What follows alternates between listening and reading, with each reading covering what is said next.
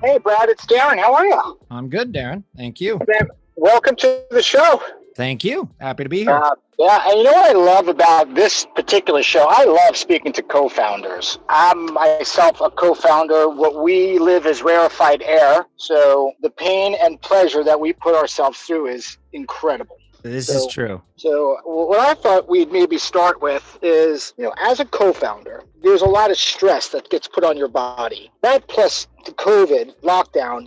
I'd love to start with maybe some empathy and just get a sense of you. And what did you do to stay strong last year, or as strong as you could last year? Let's start there. Yeah, I think it's all about where you start. I think I started from a place of not neglecting my mind and body in the first place. So if you start pre-COVID with being in fairly good rhythm, you can tolerate a lot more stress. And I think that's probably one of the secrets or one of the keys that helped me. I think one of the things that people overlook, you will see a lot of motivational videos saying, oh, I didn't sleep or I didn't do this for years and I worked 170 hours a week. While I do think that that is sometimes something that you have to do, I don't want to leave people the impression that you should always do that or that is the only path to success in a startup. I believe that there is a diminishing return when you continually push your body with lack of sleep or high stress, and that you need to be able to manage when you output at high stress and know when to take a breather and get the appropriate amount of sleep, because you can't run at a high rate all the time. Even Formula One race cars, if you were to run them too long at 220 miles an hour, they're going to burn up. The tires will fall off and the engine will, catch fire. So eventually you got to go in for that pit change, and you have to recognize in your body and your mind when you need that. So that would be my answer. Well, I'm happy you said that. There's a lot in there that resonated with me, and I think with most of our listeners. And I want to just ask a couple of layering questions on that, because you bring up a few points. This is a rant or a riff, but just hear me out. I think working long hours has changed now, and here's my riff, because at least in a startup now, if you want a website, you can go on Squarespace or WordPress. And just think about how many hours 5 years ago it would take to spin up a website just to get your brand out there. Now it's a weekend, still hours, right? If you look at some of the coding packages. So I still think there's a lot of time, but I do agree. If you know the tools that are out there, depending on the stage and age of your company, and you just know what's out there, you can spin up things a lot faster and spend your time on maybe more revenue or strategic things. I don't know if you have a point of view on that or not, but you got me thinking about time and what I had to do when we were building companies not too long ago, when these things just didn't exist. Now I'm like, oh my God, I could build a website. Absolutely. Well, my friend and I talked about this. Atlas, my company, which does thousands of satellite communications per month, we started with about a $900 AWS bill. And yep. Now we're up to, I don't know, about 12,000 per month. But the point is that the opportunity to be able to start a company and to stand on the shoulders of giants, so to speak, with infrastructure and software as a service has changed everything. But I don't know that it's changed the attitude that you need to work your tail off to. Yep, I agree. Because now you're just shifting what work you have to do to the layers that matter. And that's the important thing, is you want people building tools that matter for their business case, but aren't just standard stuff that everyone has to do. You don't want to have to stand up a server for your own website. You want to get a template out there, put out your website in a day or a weekend. Absolutely. And you want to focus your time on the patentable stuff, the IP, the things that make your business case unique, and the things that remove friction from the business process, right? Because that's what we're all about in startup land, is removing friction, taking away the pain of getting started doing something. And in our case, it's satellite communications. We try to remove the friction of talking to your satellite. And any good startup is likely doing something like that, removing friction. And I would say that a lot of that friction's been removed by Amazon and the other cloud providers. I see it the same way. I think the mental health aspect of it is a huge insight, because at least how my mentor would teach me, critical decisions need critical rest. Yes, they do. And I think a lot of people need to understand it. And it's okay to take 2 or 3 days to do a critical decision, but you need to really get some rest and get to it. Absolutely. Any doctor that deals with the overall health of a population, the first thing they'll tell you is, are you getting enough sleep, or ask. And I still believe that that is overlooked. Having a bunch of Mountain Dew and staying up all night coding, I've done that. I've been through that. It introduced bugs into the code a long time ago. I don't do that anymore because I value my time, because there's diminishing returns when you do that. You introduce bugs and then you end up finding them later, in which case it costs you more time in the long run. Yep. Totally. So I think it's smart to allow your body and your mind the time to recuperate when you do the long binges of coding sprints. Give your body and mind the time. And we do that with our team as well. We do not try to burn them out. I think it's a benefit to the company when people feel like they're in a place where their time is respected. And I think that that is changing likely in Silicon Valley, also elsewhere, because people now are working from home and realizing, okay, there is a better balance. Hopefully the days of you must kill yourself to build something amazing are over. Personally, I think that those should be over. In the space that you're in, I see that, and I don't know much about it, but as Elon Musk is trying to launch his satellite for phone, does that help or hurt you? Okay, so to break it down, there are internet satellites. So Starlink is what you're referring to. Starlink provides internet service to rural populations. That is its main target, rural populations. If you put up one of those satellites, which they have put up, I think 900 at this point, roughly, you still need to talk to an antenna on the ground to find out what's going on with the health and safety of that satellite, and to tell it to do certain things, or to send particular data down to assess the onboard computer, to check the temperature, to make sure your solar panels are all working appropriately. And that's called telemetry. And that has to come down one way or another. So that satellite still needs to talk to a ground station. That's what we call them. It's an antenna. Still needs to talk to this antenna on the ground in order to stay healthy, and in order for SpaceX to know when to replace that satellite. So the more satellites that are up there, the better. In fact, we do talk to SpaceX for their launch services as well, because they launch rockets, and rockets also need to talk to the Earth when they're heading up to orbit. Does that make sense? So there's a separation between the two. Yeah,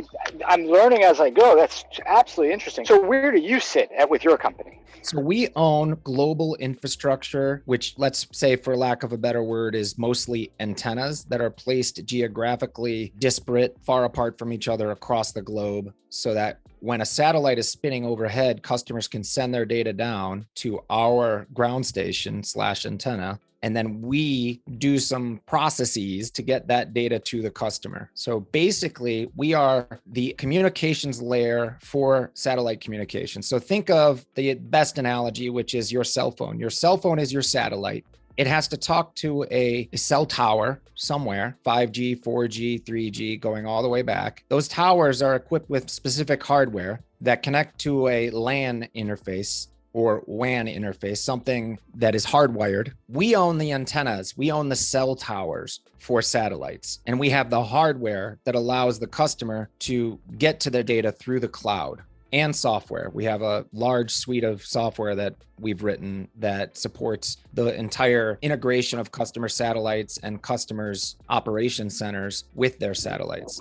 I got to say, that's fascinating. And there's going to be someone I want to introduce. He was part of the FCC that did the auction, the Spectrum auction, one of the first Spectrum auctions, and has done a lot in that space and worked with one of this year's current Nobel Prize winners. So he's passionate about Spectrum and a sharp data scientist. But if that's all right, one of the people I'd love to introduce you, we are a community. Part of our community is to connect people. I think you and him would just get along and have maybe a different type of conversation. So I hope that's okay. Absolutely. Or I may already know him. Who knows? Do you know Sasha? It doesn't ring a bell. What's his last name? I think it's Javid, Javid. And I'll connect you with him. God, he is super sharp. And all he's doing now is he's focused on anything Spectrum. I think there's a there. Maybe you help each other. Maybe there's this 1 + 1 = 3. I don't know. But again, we are a community, and our job is to keep that thread going. He's at BitPath, right? Yes. Okay, I see him. Sharp. But this is all he's focused now, and that's all he wants to focus on is anything Spectrum. So I don't know. Maybe he knows people. Maybe he can get you, Absolutely. more amplification. But the other person that we know that I want to connect you is just for good connections. We have a lot of people that are part of our community that are working at NASA. So, space to space, right? So it's not, so I want to connect you some other people, if that's okay. Yeah, that's fine. Yeah, we have contracts at NASA. We do a lot of research for them, Right. and they fund Yeah. us through something called a SIBR. So we have Right. one mostly data science contract with them for changes to how they schedule their satellites and their ground systems. So currently things are pretty inefficient, and we're coming up with a new way that involves what you would call cognitive scheduling. I'm out of my league on this conversation, but I think one of the people I'll connect with there also is maybe working on, I have no idea, but I think I have a pretty good game. This is out of my league. So no worries. Really, it just takes someone to be able to explain it to you. And it's just because it's the unknown. It's not something you're used to talking about. It's easy to understand if you have the right person explaining it. And I can pretty much explain anything. Because I've had to. When we first started explaining to investors what ground stations as a service were, it was just a hard sell. And it was about 4 years later when AWS entered the same marketplace for ground stations as a service, right? So now AWS, it's not quite a competitor. They own antennas as well, just like we own antennas, but they're just trying to drive data into Amazon, into AWS. And so we have a very good relationship with them where we sell or will be selling. We're integrating their antennas as well. I got to stay close to you. This is super cool. I hope my few intros from our community make a difference. And this to me is just a fascinating conversation. And I also like the way you just think and care about your body and everybody's, because I think if that's not right, nothing else matters. So to me, this is why we do this. And I appreciate you even being on the podcast. And yeah, like I said, there's people we're going to introduce you to. And same, if you are in your travels, have people that you think need to be part of a community that can help them build relationships or,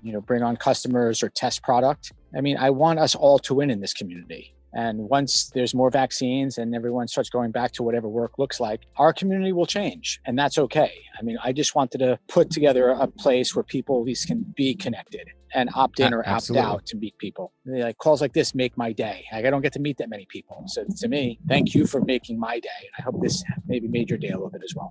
Absolutely. And I think what might be a little bit unique is space. I think it's the new, for lack of a better word, the final frontier, right? And I know, and we have and that's a whole new military arm. I mean, it's big. Like this is the most exciting time. So I agree. I really want to go on Galaxy Origins. Like I really want to get a ticket. No joke, I want to be on one of the early commercial flights. I would like to too. When the price comes down.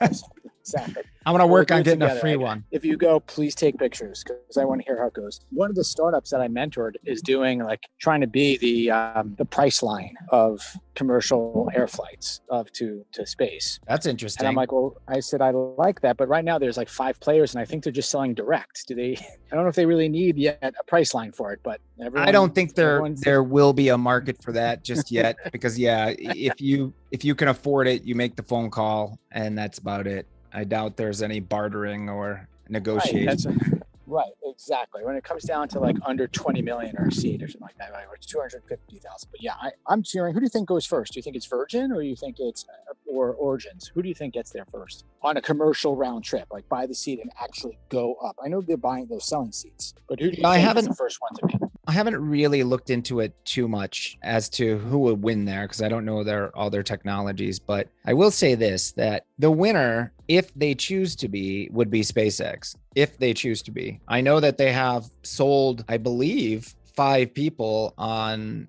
doing an orbit in space. And I think the price tag was $5 million each. I don't know what it is, but yeah, it's definitely million something. I agree. Once it's down, I'm in. There's people that I talk to about this, they're like, I have no desire. I'm like, you serious?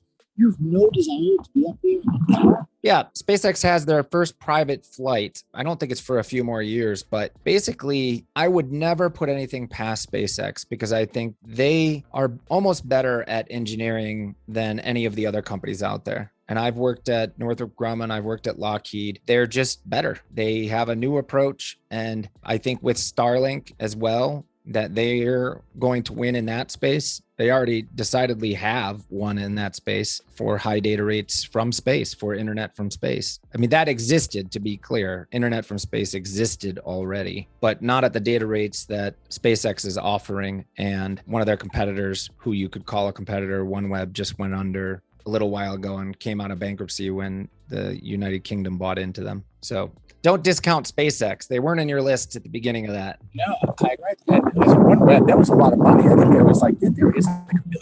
Like they raised a ton of cash. They raised a lot. They raised a lot. Life of a startup. Well, listen, this was a great podcast. I'm going to connect you with a few people, and then we will get to space. Hopefully, we'll just get out of our house soon, but then we'll get to space. So thank you for being on the show. Absolutely. Thank you, Darren. You got it. Thanks. Bye. All right. Bye-bye.